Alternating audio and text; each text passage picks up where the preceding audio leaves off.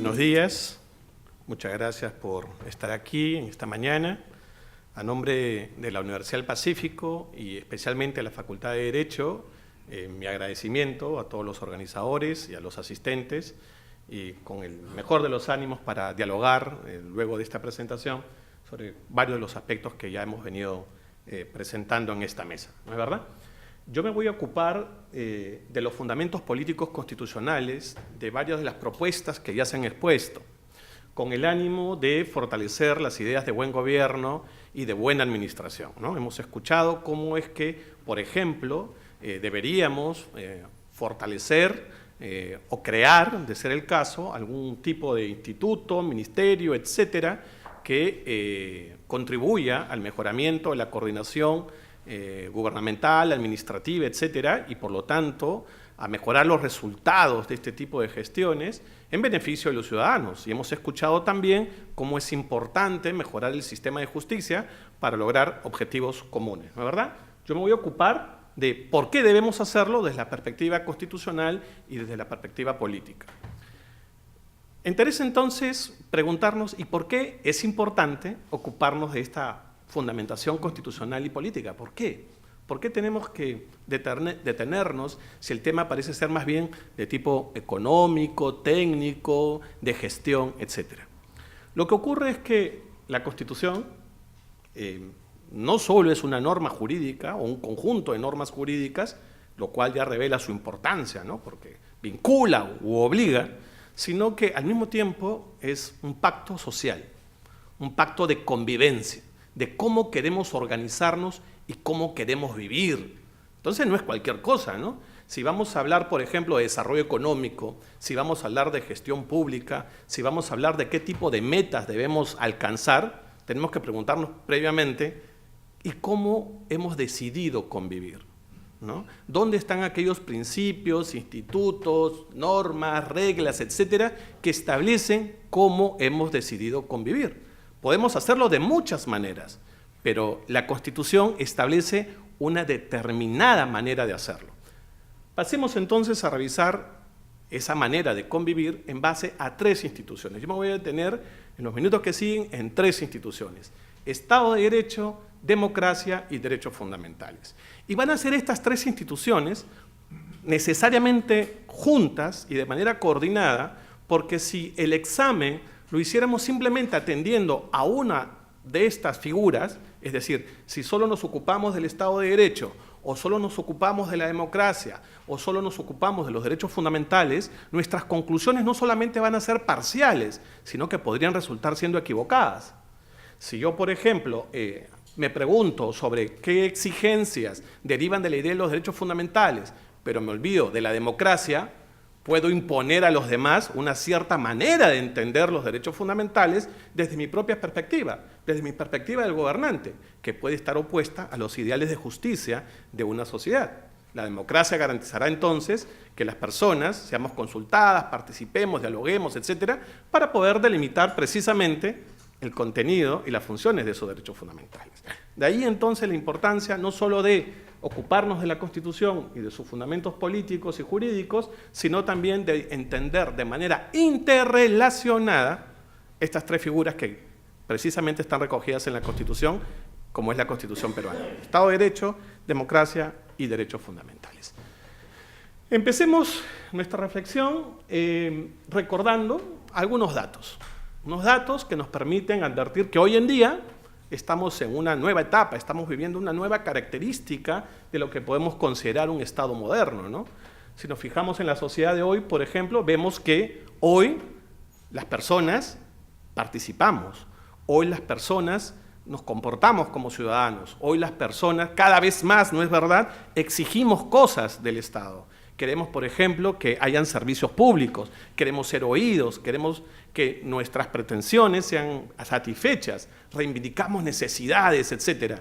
Y también las personas, como ciudadanos, nos agrupamos en distintas instituciones, ¿no? Sindicatos, universidades, colegios profesionales, etc. Y cada una de estas organizaciones tiene en el mundo de hoy, en la sociedad de hoy, un papel más activo en el mundo político, un papel más activo en la toma de decisiones.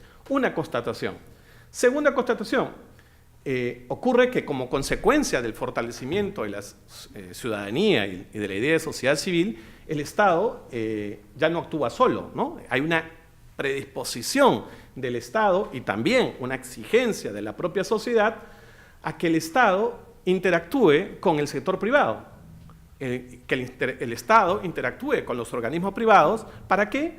Para alcanzar objetivos públicos, es decir, objetivos comunes. Vivimos también una revolución de las comunicaciones. Las personas estamos cada vez más informadas. Tenemos la información al día, en tiempo real. Estamos intercomunicados. Y más, vivimos en un mundo globalizado, donde ya no solamente somos peruanos, sino somos ciudadanos del mundo. Podemos conectarnos rápida e inmediatamente con otros lugares del mundo, saber lo que acontece en esos lugares, saber cómo se reivindica derechos, cómo actúa el Estado, etcétera, etcétera. Es decir, unas nuevas circunstancias que hacen que hoy no podamos pensar las instituciones públicas, no podamos pensar el Estado en base a ideas del siglo XX, del siglo XIX, porque no solamente podemos estar desfasados, sino porque las propuestas, ¿no es verdad?, las metas que se propongan podían ser ineficientes para un mundo nuevo. Algunas consecuencias prácticas de este nuevo panorama, consecuencias prácticas para el Estado y consecuencias prácticas para el derecho. Podríamos resumirlo en que hay nuevas concepciones, nuevas maneras de entender el Estado y nuevas maneras de entender el derecho. ¿Cómo así? En el caso del Estado, este ya no aparece como el principal proveedor de bienes y servicios, porque también va a ser el sector privado el que quiere participar, la sociedad la que quiere participar, los ciudadanos que quieren interactuar en ese tipo de prestaciones. Entonces, el Estado se presenta ya no solo, repito, como el proveedor de bienes y servicios, sino como el garante de la eficacia, del resultado, de la calidad de estos servicios. Cambio de paradigma, ¿no? ¿Y qué pasa con el derecho? El derecho siempre ha sido definido en términos muy básicos como un mecanismo de control social, un mecanismo que a través de la institucionalidad del Estado nos permite interactuar con seguridad y nos dice cuáles son más o menos nuestros derechos, más o menos nuestras obligaciones. Pero ya no basta en esta nueva sociedad que el derecho cumpla esa función de control social. Se requiere que el derecho, al mismo tiempo, sin perder de vista esa función, contribuya a garantizar la calidad de la actividad estatal. Y la actividad estatal, obviamente, se va a desarrollar a través de decisiones. Decisiones que en algunos casos serán regladas, es decir, la ley le dirá al Estado qué es lo que tiene que hacer puntualmente. Y el Estado, los distintos órganos estatales, tienen que cumplir con esa dirección. Pero a veces la ley lo que va a hacer es otorgarle al Estado una facultad discrecional para decidir en el marco, ¿no es cierto?, en un determinado marco de acción. El Estado, el operador estatal, puede elegir entre varias alternativas. Bueno, pues ahora no basta con que las alternativas de este actor estatal puedan ser tomadas en virtud de una habilitación legal, sino que ahora el derecho se debe ocupar de garantizar que esas alternativas que va a elegir el actor estatal, el ejercicio de esa facultad discrecional para elegir entre estas alternativas no sea de cualquier tipo, sea una elección de calidad. Miren qué interesante, ¿no? El Estado ahora no solamente ha cambiado en cuanto a su forma de comportarse con relación a los ciudadanos, sino que el derecho en esta nueva concepción también tiene que adaptarse para no solamente garantizar que una decisión sea adoptada por el órgano competente y a través de procedimientos válidos, sino también para garantizar el resultado de la decisión, que la decisión tenga calidad, sea eficiente, etcétera, y siempre para el bien de los ciudadanos. Muy bien, y precisamente para armonizar, para institucionalizar conceptualmente todas estas nuevas ideas en el ámbito político, en el ámbito institucional y también en el ámbito jurídico, se han desarrollado nuevos conceptos. Estos conceptos son los de gobernanza, buen gobierno y buena administración. Son conceptos que interactúan y que en sencillo buscan, por un lado, en la idea de gobernanza, garantizar procesos que nos permitan de manera original, de manera innovadora y de manera flexible crear marcos regulatorios. ¿Regulatorios de qué? Evidentemente de la actividad estatal, pero recordemos, ahora con la participación ciudadana y el fortalecimiento de la sociedad civil, esta actuación estatal no puede estar aislada. Por lo tanto, en esta nueva idea, el Estado tiene que interactuar precisamente con estos actores privados, precisamente con la sociedad civil y con los ciudadanos. ¿Para qué? Para decidir, para adoptar decisiones que tengan que ver con los asuntos públicos. El Estado ya no actúa de manera aislada, independiente de los demás, ya no debe actuar de manera aislada, independiente de todos nosotros. Si esto es así, entonces el buen gobierno va a implicar que el Estado, cualquier actor estatal, cualquier tipo de poder público, cualquier ámbito, repito, de la actividad estatal, al momento de ejercer el poder que ostenta, tiene que cumplir con determinados principios y con determinadas reglas, con el propósito de que sus funciones no sean realizadas de cualquier manera, sino que tengan que ser realizadas de manera adecuada y correcta. Luego veremos qué significa esto de adecuado y correcta, qué exigencias concretas son las que se tienen que configurar para que este concepto tenga una vigencia real, efectiva en la sociedad.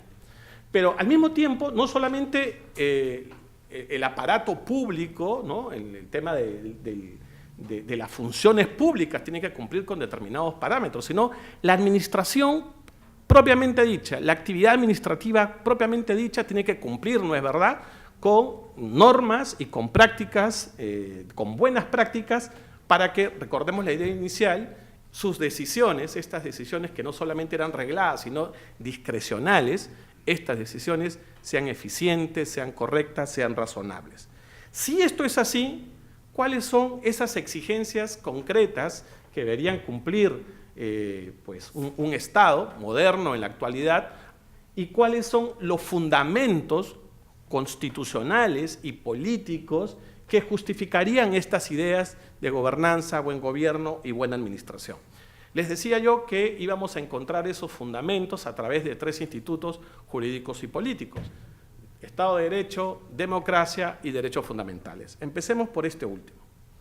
Derechos fundamentales. Una sociedad moderna, un Estado moderno, hoy en día no puede ser considerado como tal, ¿no es verdad?, si no recoge en su seno derechos fundamentales. Se trata de la opción más radical de nuestra convivencia. ¿Por qué razón?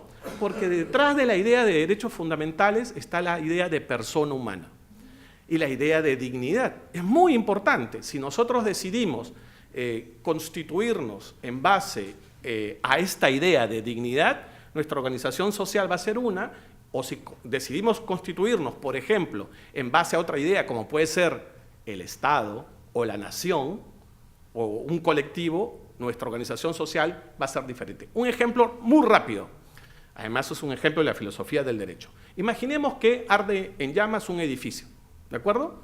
El edificio está en llamas, llegan los bomberos y de pronto empiezan a rescatar a las personas, salen del edificio y uno de los bomberos le dice a su capitán: capitán, hay un bebé recién nacido en el piso 5º del edificio, no hay nadie más, solamente el bebé.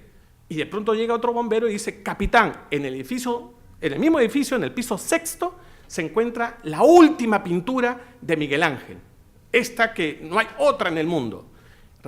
Miguel Ángel, pintor del Renacimiento, famoso. Entonces el capitán dice: pero no hay forma de salvar al mismo tiempo al bebé recién nacido, o de pocos meses de nacido, y a la pintura de Miguel Ángel.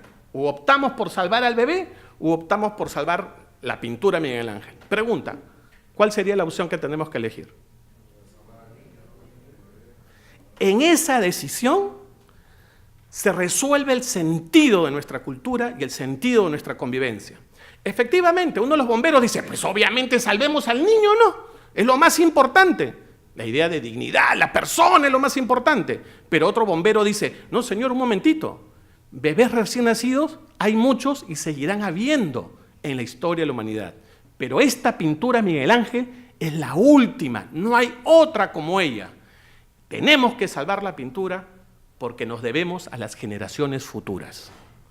Si yo adopto la idea del bebé recién nacido, estoy diciendo que lo más importante del Estado, de la sociedad y por lo tanto de mis decisiones políticas, económicas, etcétera, ojo, de mis decisiones, es el individuo concreto, la persona concreta.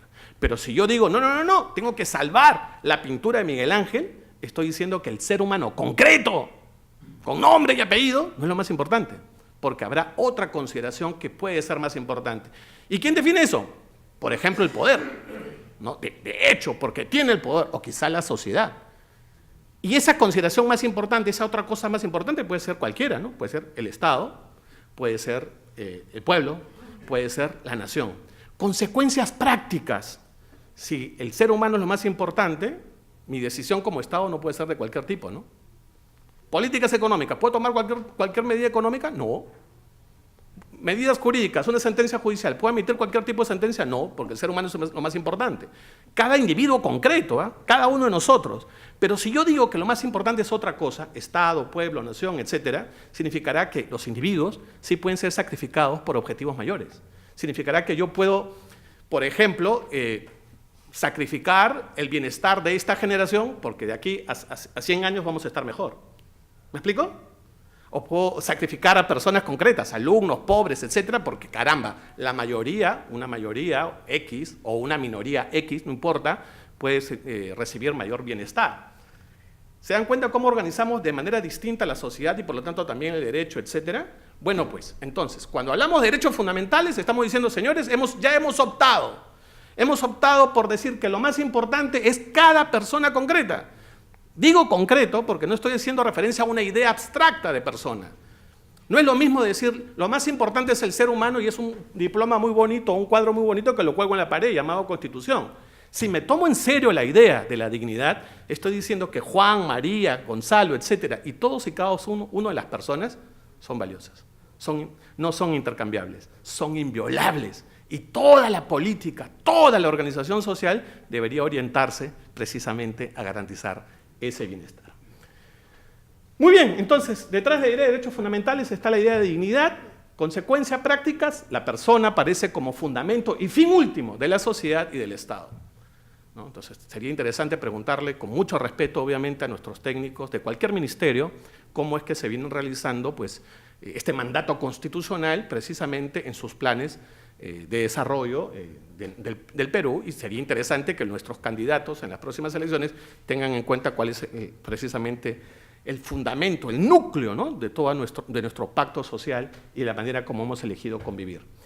Y obviamente ya en el campo propiamente del Estado, y la gestión pública, la administración pública, etcétera, toda esta actividad, el Estado propiamente dicho, tiene que estar centrado en el ciudadano. Y por lo tanto sus funciones tienen que estar orientadas a concretar, a realizar pues, los derechos del ciudadano. Consecuencias, sigo, no toda decisión estatal vale, no toda propuesta económica vale. Cuando digo vale, estoy hablando desde un punto de vista axiológico, por lo menos en el sentido de justicia. No toda propuesta es justa, no toda propuesta es valiosa, o por lo menos no es igual de valiosa que las demás. Una propuesta que pueda sacrificar a personas concretas, pues no estaría cumpliendo con los mandatos constitucionales. El Estado tendrá la obligación, entonces, en virtud de los derechos fundamentales, de satisfacer, o por lo menos de contribuir a generar las condiciones para satisfacer las necesidades básicas de las personas. Estoy hablando desde necesidades esenciales como educación, vivienda, trabajo, hasta necesidades que podríamos decir que son secundarias, como puede ser recreación, ¿no es verdad?, como puede ser ocio, en el sentido de tener un ámbito para también poder desarrollar otros ámbitos de mi personalidad, ¿no?, etcétera, etcétera. La solidaridad es muy importante. Si cada ser humano es valioso, significa que tenemos que reconocernos recíprocamente esa idea de dignidad. Si yo reconozco que ustedes son valiosos y ustedes reconocen que yo también lo soy, significa entonces que se va a generar un valor de solidaridad. Esto es, cada uno de nosotros somos corresponsables de la realización de los demás. Estado de Derecho. Muy bien. Para que haya Estado de Derecho se requieren cumplir 4 requisitos. Se requieren cumplir 4 requisitos. imperio del derecho, separación de poderes, control de poder y derechos fundamentales. Si estos 4 requisitos no están presentes, no estamos en un Estado de Derecho. Lo que quiero decir con esto es que no todo Estado, a pesar de que se regule por el derecho, es Estado de Derecho. Si alguno de estos requisitos falta de manera sistemática en una sociedad, no estaremos en él. Consecuencias. El poder, tanto público como privado, tiene que sujetarse a la Constitución y a la ley. No vale establecer medidas caprichosas, subjetivas. La arbitrariedad está proscrita. Esto es, las medidas no pueden ser absurdas, no pueden basarse simplemente en la ideología de quien detenta el poder, en su sola consideración de lo que es bueno o malo, conveniente o inconveniente, justo o injusto. El poder tiene que ser razonable, tiene que ser adecuado. Las medidas que se adopten tienen que tener una propensión a tener un resultado, a ser eficaces, eficientes. El poder tiene que estar controlado, con lo cual no puede haber ámbitos de poder exentos de control, ya sean públicos o privados. El poder tiene que actuar con transparencia, tiene que rendir cuentas. Separación de poderes, tiene que haber necesariamente una distribución del poder, tiene que haber medidas de control, de pesos y contrapesos. Respeto a las competencias de cada una de las instituciones, no se pueden inmiscuir en las competencias de los demás. En definitiva, la actuación estatal, decíamos hace un momento, con la idea de los derechos fundamentales, debe estar orientada a las personas y a la realización del bien común. Y acabo con esto. Democracia. ¿Qué aporta la democracia? La democracia, el concepto de democracia ha evolucionado, ¿no es verdad? Desde la democracia representativa, meramente liberal, hasta conceptos más republicanos, como podría ser la democracia participativa y la deliberativa. Consecuencias prácticas. El Estado tiene que garantizar a los ciudadanos, que somos personas, ¿no? Tenemos dignidad, somos el fundamento y fin básico de la sociedad y el Estado, nuestra participación en la vida pública. Participar, es decir, que no solamente elijamos a una autoridad para que ella decida por nosotros y cada 5 años elegimos a una autoridad, sino que haya ámbitos públicos donde nosotros participemos en la vida de la nación, en la vida colectiva, en el ámbito político, jurídico, social y cultural. Pero al mismo tiempo, no solamente basta participar, no es suficiente que nos pregunten quiénes estamos de acuerdo con cuál o tal norma y levantemos la mano y participemos de alguna manera con nuestros votos, levantando nuestra mano, ¿no? A través de un referéndum, por ejemplo. ¿Qué es lo que queremos? Se necesita deliberar.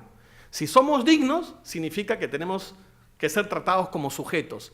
Y la mejor manera de ser tratados como sujetos es que se nos den los espacios y la posibilidad para poder decir lo que pretendemos y sustentar lo que queremos. Tiene que haber entonces mecanismos para debatir, discutir, dialogar a favor de los distintos sectores. ¿Para qué cosa? Para 2, tomar decisiones, es decir, crear normas, pero al mismo tiempo para que se distribuya la riqueza. Si somos dignos, no debe haber una desigualdad estructural. Y si el sistema consagra una desigualdad estructural, entonces es que, por lo menos materialmente, más allá de las buenas intenciones, en la realidad habrá unas personas que al parecer serían, entre comillas, más valiosas que otras. Y eso es imposible de admitir, es intolerable. Finalmente, el Estado tendría que fomentar la cooperación entre los distintos ciudadanos, precisamente porque nos reconocemos recíprocamente la dignidad, a efectos de participar en la prestación de bienes y servicios en aras del bien común. Muchas gracias por su atención. Quedo atento a las preguntas.